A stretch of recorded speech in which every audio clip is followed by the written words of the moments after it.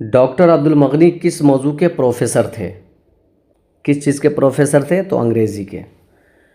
اگلا سوال ہے ڈاکٹر عبد المغنی اپنی ملازمت کا آغاز کس کالج سے کیا؟ تو ملازمت کا آغاز یہ پٹنہ کالج سے کیا۔ کہاں سے کیا؟ پٹنہ کالج سے کیا۔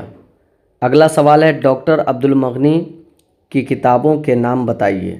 یہاں ڈاکٹر عبد المغنی کی کتابوں کے نام بتائیے، تو کتابوں کے نام ہے جادۂ اعتدال، تشکیل جدید اور نقطۂ نظر۔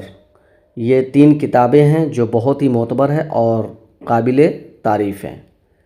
اگلا سوال ہے کہ ڈاکٹر عبد المغنی کا انتقال کب اور کہاں ہوا؟ ڈاکٹر عبد المغنی کا انتقال 5 ستمبر 2006 عیسوی پٹنہ میں ہوا۔ 5 ستمبر 2006 عیسوی پٹنہ میں ان کا انتقال ہوا۔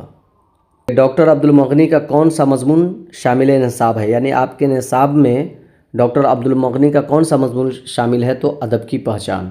کون سا مضمون ہے؟ ادب کی پہچان۔ اگلا سوال ہے ادب انسان کی کیسی تربیت کرتا ہے؟ تو ادب انسان کی ذہنی اور روحانی تربیت کرتا ہے۔